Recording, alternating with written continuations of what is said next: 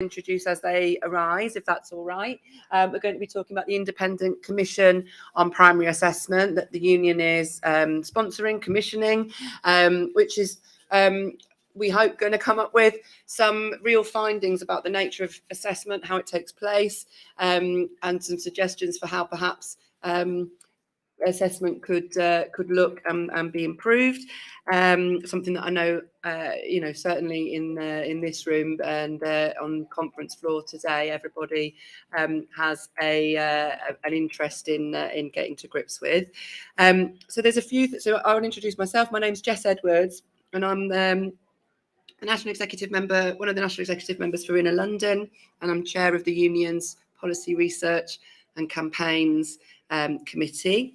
I'm going to chair this session today. We've got with us today Dominic Wise and Alice Bradbury from the Institute of Education, who are heading the commission, leading the commission, who are going to explain a bit more about what it's all about, look into how people can get involved. I just wanted to stress from the chair that we do really want there to be as much practitioner feedback into it as we can possibly get, and there'll be several routes to doing that explained to you as we go along. So from here, once you've got all of those, go out, tell people about it, tell them how they can add their experiences and their voice to the commission. That would be really fantastic. So I'm going to hand over to Alice and Dom. You're going first? Yeah, so to Dom first. Great, thanks so much. Lovely to see you here today. As you've heard, I'm Dominic Wise, or Dom, and I'm working with Alice on this primary assessment commission. I want to say just one thing about this. Is a long-standing issue, as many of you have probably lived and certainly know. But I suppose it's because we're ambitious for change, but we're also realistic about how demanding it is to push the political levers to get the change we really want. So I was part of the Cambridge Primary Review. I was quite surprised to realise more than 10 years ago now. I don't know if you remember, but that had extraordinary media exposure and had some incredible ideas led by Robert Alexander. In those days, I was actually at the University of Cambridge and was involved, and I led on the curriculum and assessment report side of that. And in a way, some of the issues are long-standing and almost have been part of education forever, but also we face, it seems to me, really new pressing challenges. And for me, there's a trajectory of overall control that the DfE has worked at over 2 decades, frankly, to get more and more of it. Anyway, so some stuff that, as I say, you actually live much of this. Statutory assessments taking place in 5 out of 7 years of the primary child's life in school. One of the particular problems we sense, and certainly Alice's work has looked at this in some depth, is the way that we're describing this today as a climate of fear. We hear so many people saying the Ofsted pressures are linked in with pressures around testing. We know about the curriculum being narrowed and so on. And overall, the age-old idea of a broad and balanced curriculum that was there in 1988 in the Education Reform Act. It's a legal requirement, but we think that the curriculum, and even more worrying for me actually, is pedagogy. You can't even teach the way you want to in some cases because you're told how to teach. And we'll come back to the thorny issue of phonics just a little bit as we go through. So, what is Icape? The Independent Commission on Assessment in Primary Education. Well, we're independent because Alice and I, our day jobs are in universities, and one of the most prized things about working in a university is what we call academic freedom, but it's about being independent of thought. Now, of course, the NEU has taken the bold step to commission this, and so we're working closely together with the NEU, but we will in the end make independent judgments with your advice on what we think should change.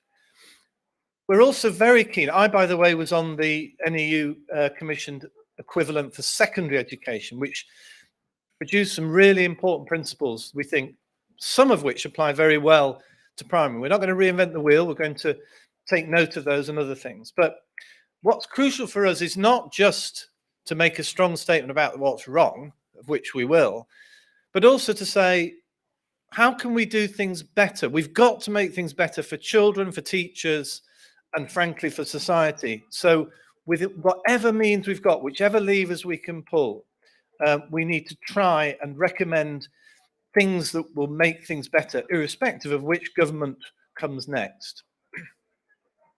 So we'll work closely with teachers, head teachers and researchers, and we'll take evidence from a wide range of people with all the right kinds of knowledge about these matters. The sort of formal aims we've already agreed with our commissioners, who we'll tell you about in a moment. We want to produce an authoritative, groundbreaking contribution to the debates about the assessment system in primary schools and, more generally, just assessment in primary schools. And we will make clear recommendations of relevance to practitioners and policymakers. I'll hand over to you, Alice. Yeah. Do you want the clicker? Right, hello, everyone. I'm Alice Bradbury. I'm one of the co-chairs of the Commission. And as Dom says, I'm also at the Institute of Education in London. So how will this commission work? Well, we've already begun. We've already had one meeting. We have a regular series of meetings with a different agenda for each meeting. The key things we really want to do are to review the issues that currently stand. So looking at the research, but also hearing from practitioners about what is actually going on. You know, we know that, there's been extensive research conducted by many people, including ourselves, about how assessment affects what happens in primary schools, both statutory assessment, but also more informal assessment. But we want to know, of course, what's happening now. We appreciate there's been a lot of change in the last few years, particularly because of the disruption. So we want to know what's happening now from perspectives of educators. We want to look at, as I said, at the research evidence, and we want to recommend particular principles for improving assessment in primary schools and offer some examples of practice. And of course, that's where NEU members come in, as offering examples of practice to reflect these kind of principles. We want to make sure there is some really kind of practical outcomes. We'll have an interim report, and then there will be a final report in October. So this is the makeup of the commission. We selected a kind of number of people who we thought covered a lot of the really important areas that we wanted to make sure we had expertise on. So we've got people who are experts in maths, literacy, and science assessment, but also a member who's expert in kind of creativity and the whole curriculum. We want to make sure we kind of keep an open mind about, we're not just talking about assessment of maths and English. We've also got a number of head teachers and sort of senior leaders, but also classroom teachers, and you'll hear from Colin and Megan in a moment. So we have a number of people, different kind of representatives from different groups, and Ken Jones from the NEU as well, talking about policy. And we also plan to have a kind of advisory group, because we think there's some other voices that we wouldn't necessarily have on the commission, but we want to get involved, like, for example, the perspective of secondaries, perhaps perspectives from early years as well. So we want to make sure we bring everybody in. We thought it would be worth just to introduce ourselves a little bit, to talk about some of the recent work we've done. I've actually done research on a number of assessments in primary schools. I've done research on the early years foundation stage profile, on baseline, on key stage 2 SATs. I think the phonics screening check. I think the only one I haven't done so far is a multiplication check, but I can do that one next, maybe, since it's just starting. But we've done reported some recent work, which you might have seen. It was in The Guardian, which really emphasised the impact of the phonics screening check and its impact on pedagogy. We were interested because obviously the phonics screening check was moved to year 2 because of COVID, and we did a survey with teachers. We found out they told us about how much their classroom practice was changed in year 2, in that autumn term of year 2, because they had the phonics screening check. We also found that meant there was a reduction in time for other literacy activities and so on. We also talked to nursery and reception and year 1 teachers and found out that the phonics screening check was having that really significant effect on their pedagogy, their curriculum and so on, because of that kind of washback effect. So that kind of is the background to what Dom is going to talk about, which is some more on our phonics work. Yes, So not only the assessment itself, which obviously is a debatable idea, whether assessing nonsense words, for example, is a reasonable thing to do. But I wanted to say also the fact that it's this thing about telling teachers how to teach. And my view is quite simple on this. Why do we train people? Why do they gain experience? Why are they professionals if we then simply tell them the bits that they're supposed to be trained to do? So that worries me immensely, and it really has got worse and worse and worse. And phonics is one of those weird issues that we were quite surprised, actually, and shocked in some ways to find ourselves plastered all over the media over what we thought was a fairly dry, if you like, academic paper of 20,000 words. But there we are. And Alice and I, we did manage to have a quick wander down to the beach today, and Alice mentioned something that had happened, and she mentioned a word, and I'm going to spell the word for you. It's Polish. Now, of course, to know what that is, that word, you have to have some context, don't you? Because it could be Polish or it could be Polish. And Alice was then saying, well, it was actually on a tin.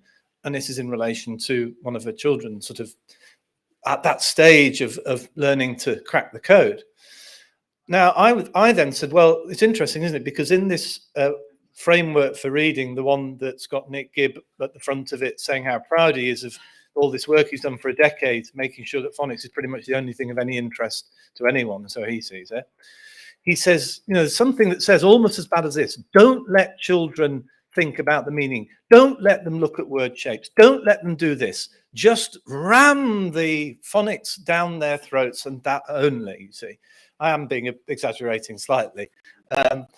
But more seriously, it's this encroachment, isn't it, on pedagogy? And the part of the reason that our work became, no doubt, described by some as notorious already, is we simply said, well, where is this research evidence that says that synthetic phonics is the one and only way to help children learn to read? It's not there. The evidence is not there. And we've looked at some of the best studies worldwide. I haven't got time to tell you about the reply from Robin Walker MP, but it was truly dire. He just said, well, those people on social media, they've rubbished your work and we agree with them. I mean, it was almost as bad as that. Yeah. Anyway, I'll be quiet now. I'm starting to rant. So well, as you can tell, so we are, you know, we're both very interested in assessment, but also in that relationship with how it works in schools. It's not just about assessment, and we appreciate that. And I should say as well, both of us are ex-teachers. I was once a year 6 teacher, spending all my time doing test papers. So we do have some appreciation, albeit a little while ago, of quite how some things work in schools. So how can you get involved? This is the next step. We have a website which is up and will be developed further. We want to hear from everybody who has an interest in assessment. There's going to be a survey later on, which will have more information, but you can sign up to the website now and you can register to get some information. We really want to hear from all teachers, any EU members or not, so do encourage your colleagues to get involved. There's a Facebook group and a Twitter as well, and I'm sure you can find these. And later today, we would really appreciate if you would write on the Padlet, which you can see the code for there, which is bit.ly and then Icape NEU. And particularly, I mean, we'd like to know any kind of comments you have, questions about the Commission, but the information the kind of thing that's coming up really from our first meeting, and we hope will kind of guide us in the next kind of phase of the Commission, is to think about how could assessment better support the process of learning? You know, what would assessment look like if it was there to support learning rather than for some other purpose? And particularly kind of what strategies could we have in assessment which supported the whole child and the whole curriculum rather than necessarily just the particular focus on particular areas of the curriculum that we have currently. Right, we've probably talked for too long, so I shall leave you there. You haven't, not at all, not at all. Thank you. So I'm not sure whether the Bitly your Padlet is actually working. But can if you just leave that up for a moment so that people can have a look, because I'd really encourage people to visit the icape.org.uk to find out more, give your views, to share that with colleagues, to share it in your union branches, take it into your schools, and to share that along the way. Really encouraging people to take part. We want as much experience as possible fed into that.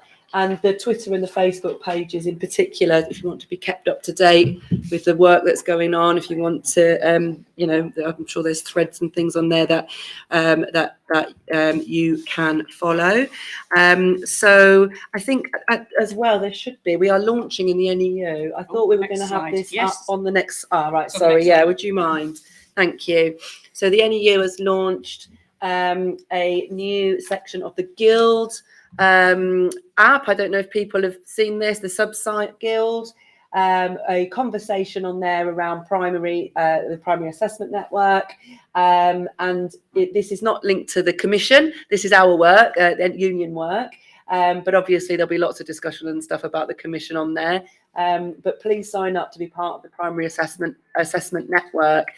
We do really want to create in the union a large network of professionals, of educators who can coordinate our work around assessment, who can campaign, who can take part in the discussions, and lead on this issue. So the QR code is just there, and it'll be up. I think if I leave it up there, I don't think we're showing any more slides, so it'll be there for the rest of the time. So without much further ado, I want to introduce our next speaker. Our next speaker is Colin Butterfield, and she is a teacher from Bath and North East Somerset area. She's a member of the commission, one of our teacher members of the commission, and she's going to talk to us, followed by Megan, which is another one of our teacher members of the commission. Yeah, Colin. Thank you. We were kind of asked to come along today as the teacher representatives on the commission, which is a really exciting place to start. And kind of our thinking prompts for today, we're thinking about actually what have we seen in the short term, like here now, 21-22, this school year, the assessment like as it stands, what are we seeing and what are we finding? And kind of thinking through three themes, really: effects on curriculum, effects on recovery, to use that kind of term of the moment as we're looking at moving learning on from the last 2 years, and really to look at the effects on teachers' work. I kind of found the three things really linking together. And, I'm speaking from my own sort of anecdotal evidence that I've seen around me and my own experience, but I hear these things reflected in conversations with other teachers that I know, other teachers in our regional union. And at the moment, curriculum is driving the other way around. Assessment is driving what happens in schools. Assessment is like the tail is wagging the dog at the moment. That is on the ground what is happening. And there may be different experiences, but I'm yet to hear a voice that kind of contradicts that from teachers that I speak with. I'm currently a Year 2 teacher, so you can imagine how that's going right now. Their 2 years have been disrupted, and here we are being held against targets that just have to be with no, it seems, reason or mitigation on that. And I honestly see, if we're thinking about the children's recovery of learning and meeting their needs, and we assess their gaps and we look at their broader change of experience, whether that's social and emotional, it's playground skills, none of that makes the grade against the standards we're trying to hit. And again, I hope, to be honest, it varies school to school, but the things that I'm seeing and experiencing, ultimately the standardized assessment comes first. And that does mean other things drop away. Nobody that I've met thinks the Year 2s have had a normal experience. So my question is, how can we expect normal, or in many cases, better than 2019 outcomes in a numerical capacity? the knock on then to the teachers' workload and well-being is it's just immediate. Like any teacher who cares, which is again most of the ones I've met and worked with, they want to bring for their children what they see as the needs of their children, be it their class, their school, their area, and to constantly being forced to put so much of the working energy towards targets that don't necessarily support that, which they know as teachers who know their children, that's just builds a phenomenal mental load. And there's the practical considerations of the busyness and the things to be done, but actually I think it's time we paid some attention to that mental load of teachers wanting to meet their children's needs, having to carry out certain other processes.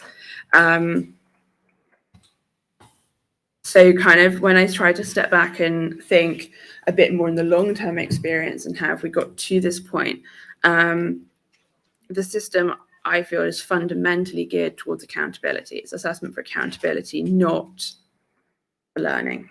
And that's something I think it was touched on previously, that I think as a commission would be really exciting to look at. How can we make assessment work for learning? And we need to pick apart those different parts of assessment. If we've mentioned the formative, the summative, how they come in different guises, how they're organised. But I think it's time to try and redress that balance.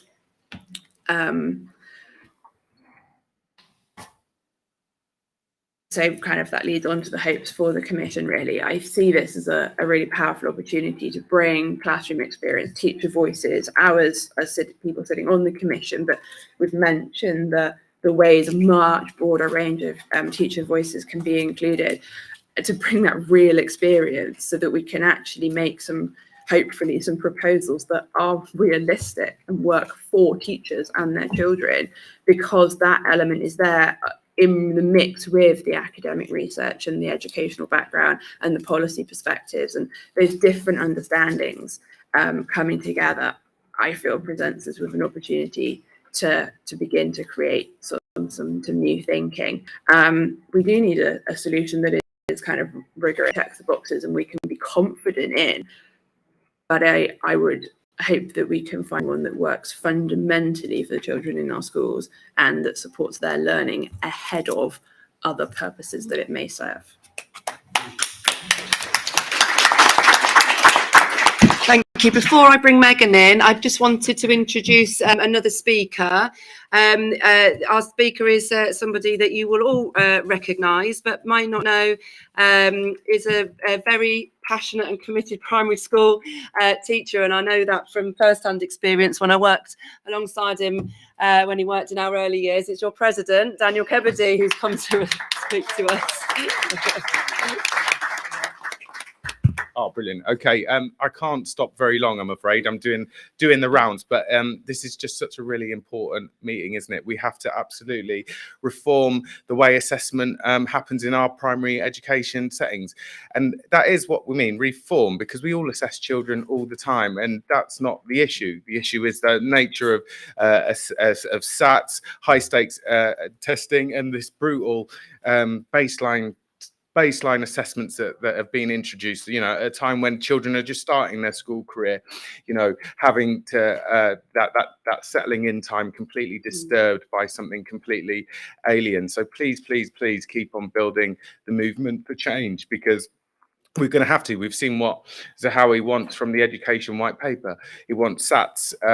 He wants SATs in that arbitrary target of 90%. And as I said yesterday, it will create a true sweatshop of educational exploitation. So please, let's build that movement for change. And thank you. And I will see you soon.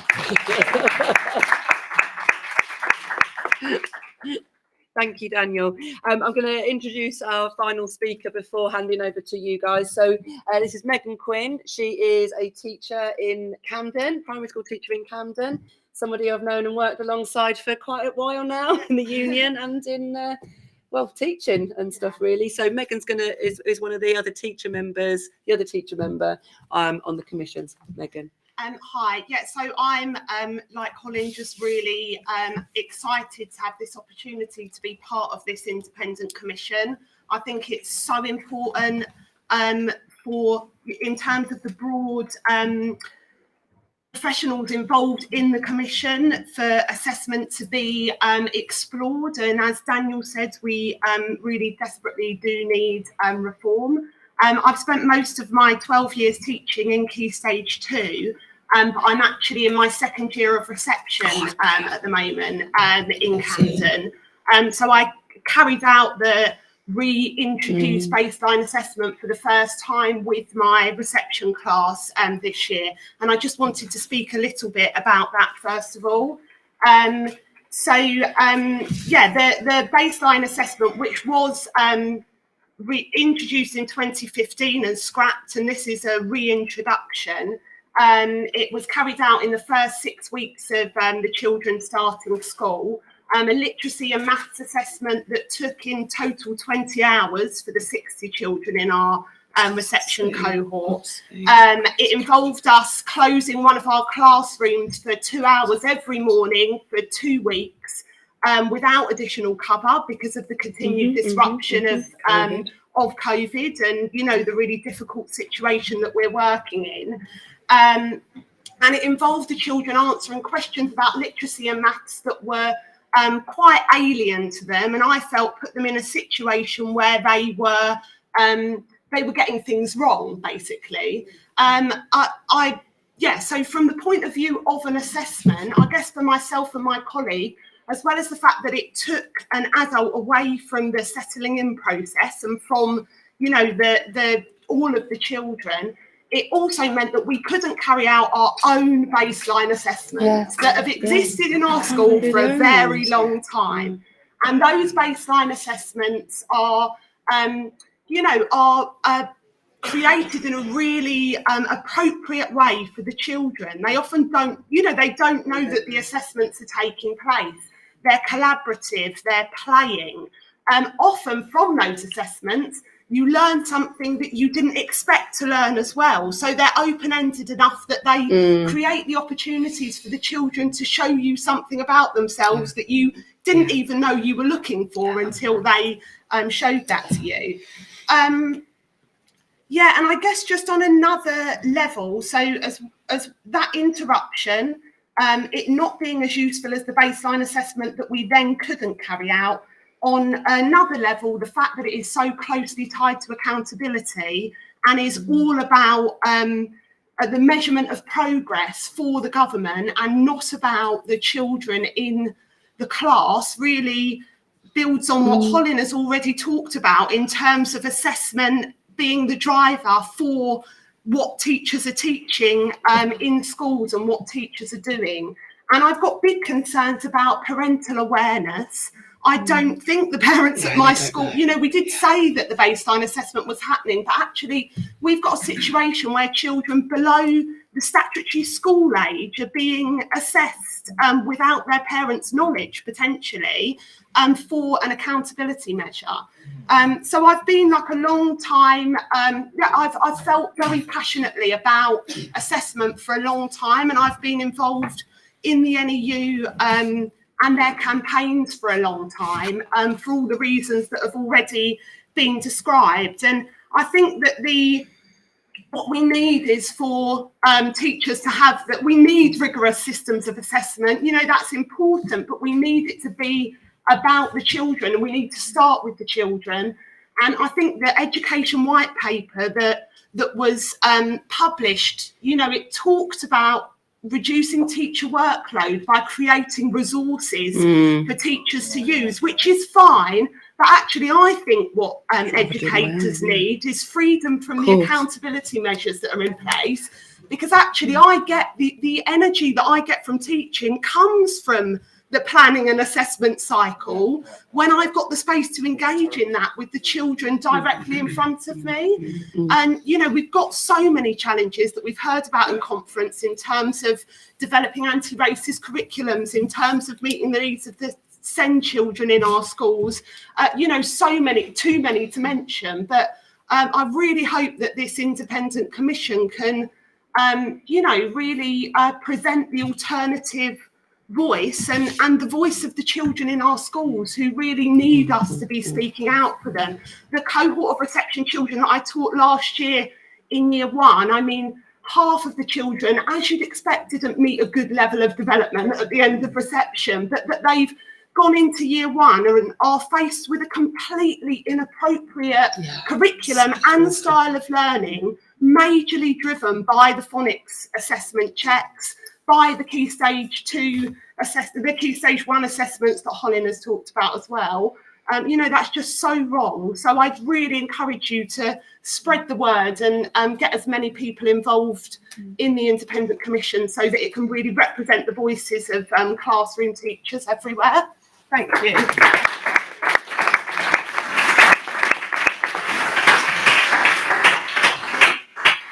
Thank you. I'm always struck when you hear teachers and practitioners talking about how they teach. You find out that they know a hell of a lot more than the people that continue to tell us how we ought to teach and what we ought to do. And I think you've heard it from our two teachers that have spoken there. So is there anybody that would like to ask questions or make short points? That, yeah, colleague over here. Yes, I was going to address motion. Thank you. I was going to address motion 34, primary education, and you have addressed some of it. I don't think this is on, but anyway, right. And some of the points I'm going to raise if I get time to speak later, is one about the pedagogy. I don't know if you know the primary education. It says that the government, I'll just recap. The government is introducing a new reading framework and the recommendations that by the end of reception, children should engage in an hour of phonics per day. You should have a phonics only approach, and that you should not use a range of reading scheme, but stick to one. And when I read this, it really pained my heart for all these years of teaching.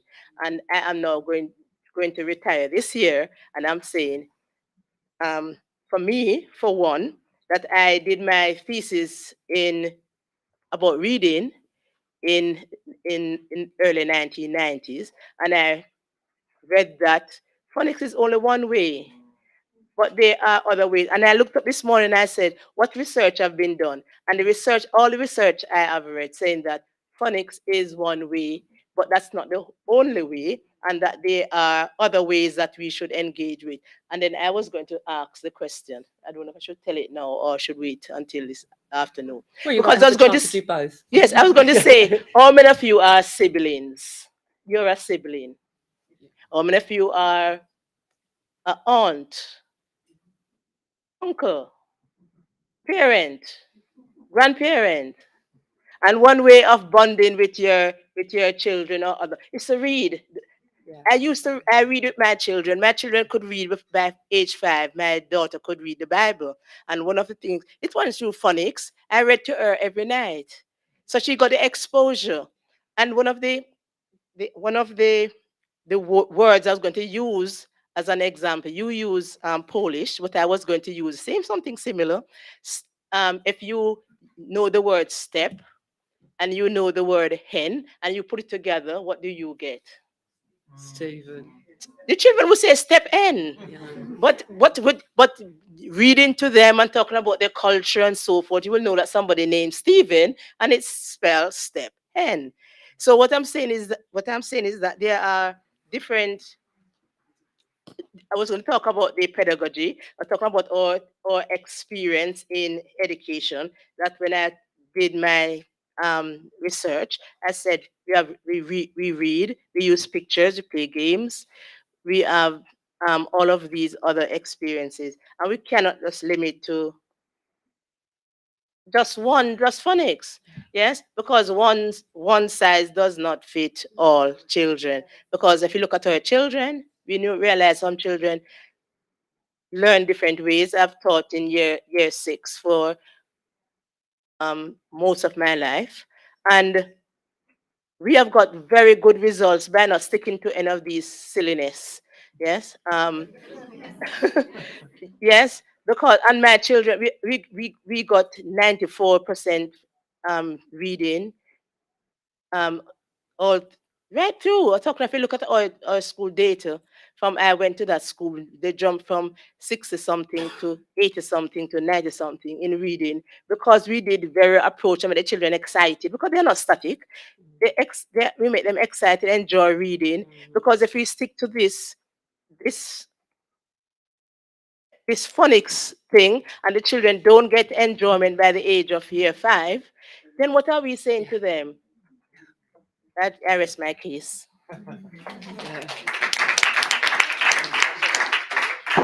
Thank you. Sorry. Yeah, Yeah, and then Anne. Yeah. Is that all right? I just Yeah, took yeah. it. I'm sitting close to it. I'm an assistant head at a junior school in Luton in charge of assessment. And I completely agree with everything that's said, that I'm teaching in year 6, and pretty much as soon as they come into the summer term of year 5, we start prepping the children for SATs. They're a horrible assessment. I think assessment tests have got to be there. They're useful, but the biggest problem is the government just use them for accountability. That's all it is. And the pressure on me from the head teacher, from the governors, is that we have to show progress. We've got to show value added, all of these great words. It needs to be replaced, but please don't put workload onto the teachers, because I remember APP, which was just a complete ridiculous, people filling in coloured charts after the event.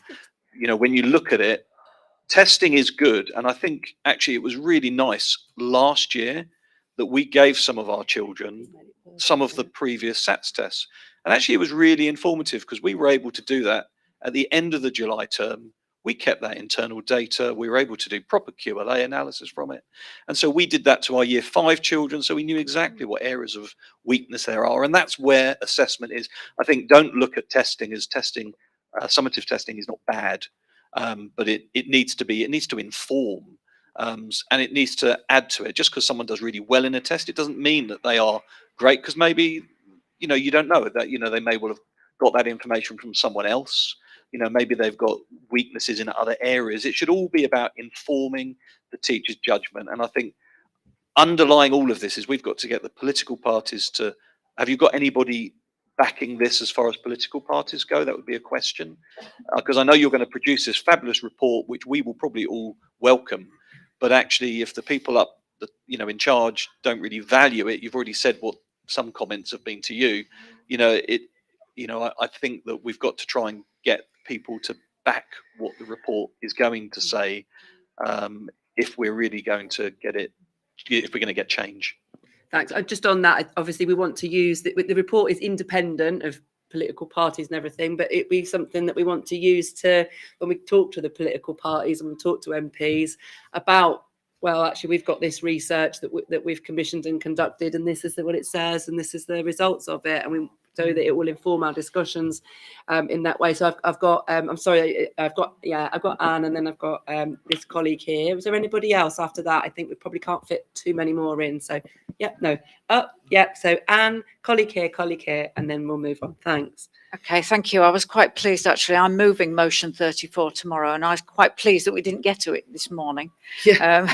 So it gives me a bit more time and to come to this today to inform my speech. Although I have realised that motion, you cannot cover it adequately in 4 minutes as the mover, and even the seconder in 3 minutes. You can't cover the complexity of teaching children to read.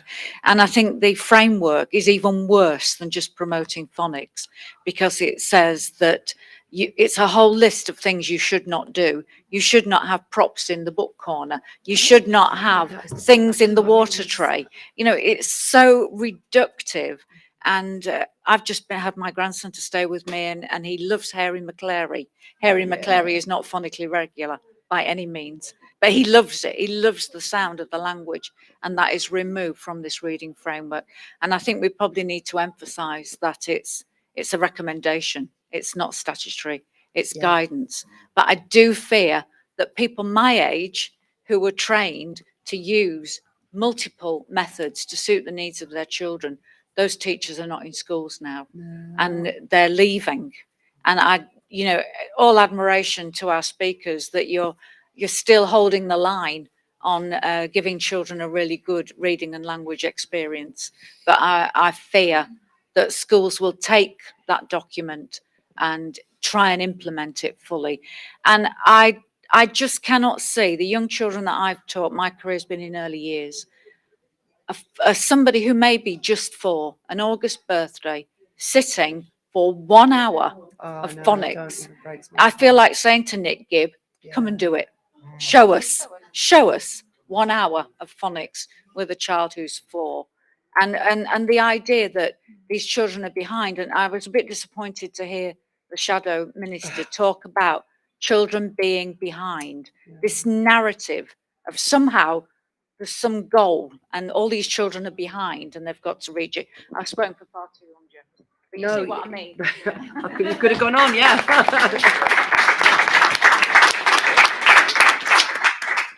I'm an early years teacher in reception for the first time this year, and been in nursery the past couple of years. And I think for me, what I found really hard is, even though it's just the next classroom over, I've struggled to adapt to how much we actually have to do, like sit down learning. So in nursery, it's just all about that communication language, PSED, getting to know the children. I make my judgments. I've moved into reception. I spend all morning doing phonics with groups. The children are coming to me, come and look at this. I can't. But then it's literacy, then it's lunch, then it's maths, and it's like, I don't get, unless it's my outdoor duty, I don't get any time in provision with my class. And then what I found strange as well is that we've got to make our final judgments on our class by mid-June, but then I've still got all that time to the end of the summer for them to make that progress. Then they may have got GLD. So I'm just really baffled by everything in reception this year, to be honest. Isn't that just heartbreaking to hear that you've got a teacher spending their time all morning running phonics groups when actually we need to be looking at their social interaction with each other, their communication, their language, their physical development, all of the things of a whole child. And that skilled professional is spending their time teaching phonics in small groups. Sorry, that's my... Yeah. And a lot of the children at our school are EAL or new to English, so I feel like it's more valuable for me to spend time with them, communicating in a, in a provision-based, play-based way than what does this word say? What does this word say? Tick, tick, tick. Sorry, I've just got a colleague here, but then and then I'll come to you, I promise. Thank you. Because now we're starting to get cross, so yeah. Hi, I'm Julia.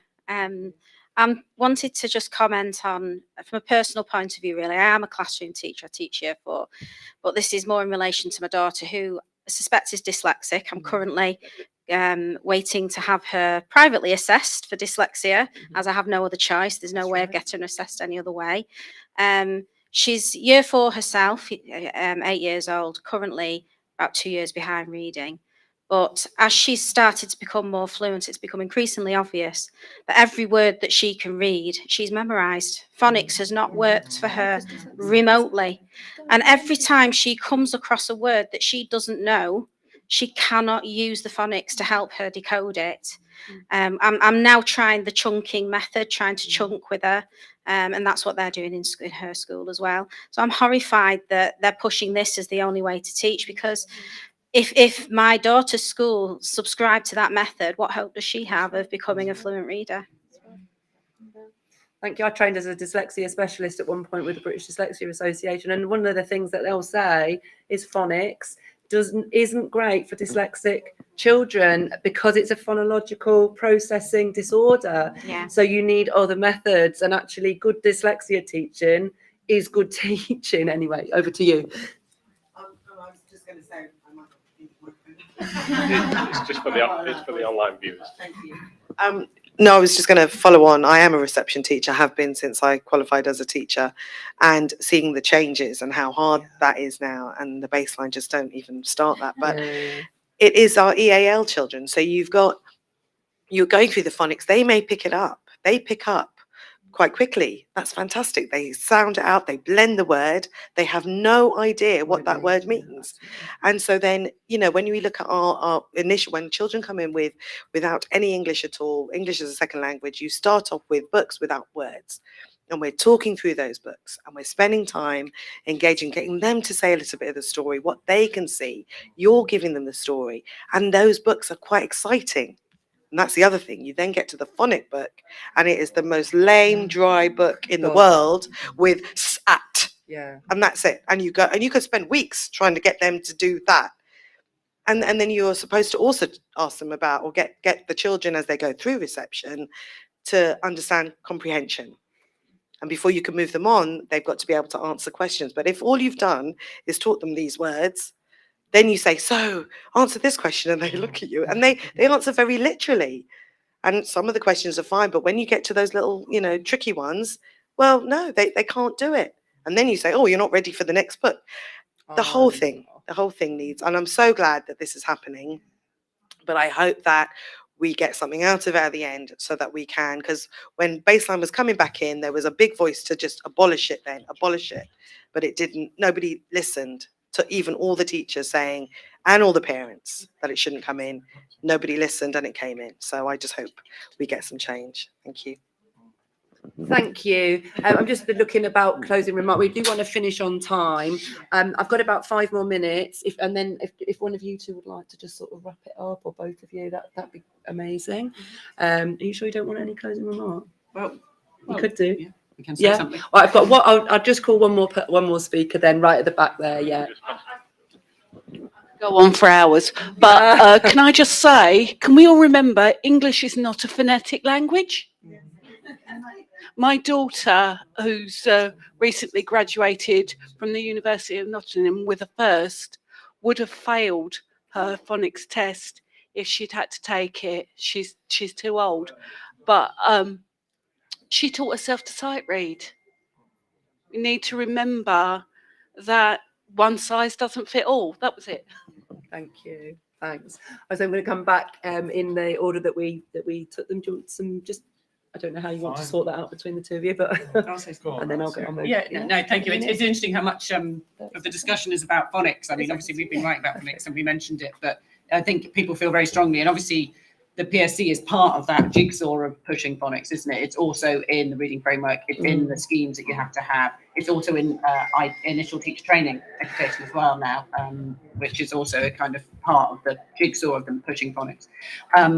Obviously, we want to think about all of the assessments, though, I think I should say, as much as we absolutely agree about all the comments on phonics. And I've got 3 daughters, 2 of which have just gone through Read Write Ink, the joys of Read Write Ink.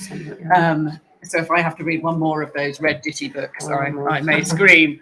But I think, one of the questions I would really like people to, what thing I want to hear from, and this was raised earlier by a colleague, is the alternatives. You're absolutely right. We don't want the alternatives to be more work for teachers. Nobody wants a system which is, like you say, you're just sitting a chart, ticking off things. It's completely pointless. It just becomes another data producing exercise. So one of the things we would really like to hear from people in the classroom is, how does it work with writing being assessed in year 6 as teacher assessment? Does that work? Is that a better thing to do? That kind of detail is really helpful to us in the commission, I think, because when we're thinking about alternatives, we don't want to create something which is worse or something which is pointless or something, you don't want to come up with something like that. We want to come up with a workable solution that works for the teachers, it works for the children. That is one of the kind of real messages I think that's important. So all of those kind of intricacies are really important, and if people are will be able to feed back via the website and various other means, that will be really helpful to us, because we it's really important that we find a solution that is actually one that kind of resolves the problem, rather than we all know how many policies introduce new problems. So we want to come up with something that will work. Thank you. Thank you. Colin. I think I just want to say thank you to everyone who shared, because we've kind of said some things and hearing things echo back. I think every time we step out of our own school or context that we're in, then we have an opportunity to to grow and to take on new ideas, and also to be encouraged where there's elements of sort of similarity, that some of these things are common problems. And yes, perhaps that's it's a big problem, but actually if we're in this together and there's a lot of voices calling for some of the same sorts of change, yes, there's a lot of work to be done on the hows and the whens, but I think it's an encouragement that there's so many people looking for this change. So it's been said, but please do add voices, add comments to the website and through the survey later on, because it will help. Thank you. Yeah, I just similarly, it's been really good to hear from, you know, ideas and experiences from other people here. And just because they haven't been mentioned, and I think they're great, I just wanted to mention More Than a Score as well, who I know people will be aware of, but such an important organisation in, you know, spreading awareness amongst parents as well of the issues with assessment. So I feel like joining up with different people who have got the same concerns is really key to this. Yeah. Thank you. So thank you very much. Yeah. Oh, we can always flick it back onto that